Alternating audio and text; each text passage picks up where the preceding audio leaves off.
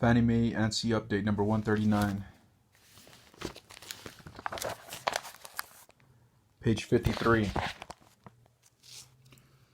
Highest and best use.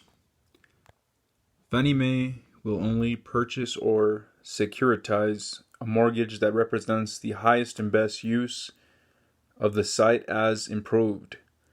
If the current improvements clearly do not represent the highest and best use of the site as an improved site, it must be indicated on the appraisal report. The appraiser determines highest and best use of a site as the reasonable and probable use that supports the highest present value on the effective date of the appraisal. For improvements to represent the highest and best use of a site, they must be legally permitted, financially feasible, and physically possible, and must provide more profit than any other use of the site would generate. All of those criteria must be met if the improvements are to be considered as the highest and best use of a site. The appraiser's highest and best use analysis of the subject property should consider the property as it is improved.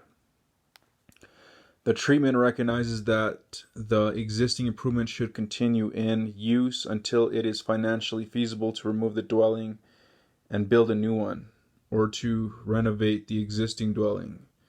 If the use of a comparable sales demonstrates that the improvements are reasonably typical and compatible with market demand for the neighborhood, and the present improvements contribute to the value of the subject property so that its value is greater than the estimated vacant site value, the appraiser should consider the existing use as reasonable and report it as the highest and best use.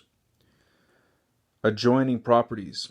The appraiser must consider the present or anticipated use of any adjoining property that may adversely affect the value or marketability of the subject property. Site utilities. For mortgage loans to be eligible for purchase or securitization, the utilities of the property must meet community standards. If public sewer and/or water facilities, those that are supplied and regulated by the local government, are not available, community or private well and septic facilities must be available and utilized by the subject property. The owners of the subject property must have the right to access those facilities,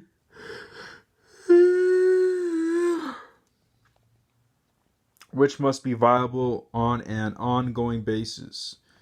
Private well or septic facilities must be located on the subject site, unless the subject property has the right to access off-site private facilities and there is an adequate legally binding agreement for access and maintenance.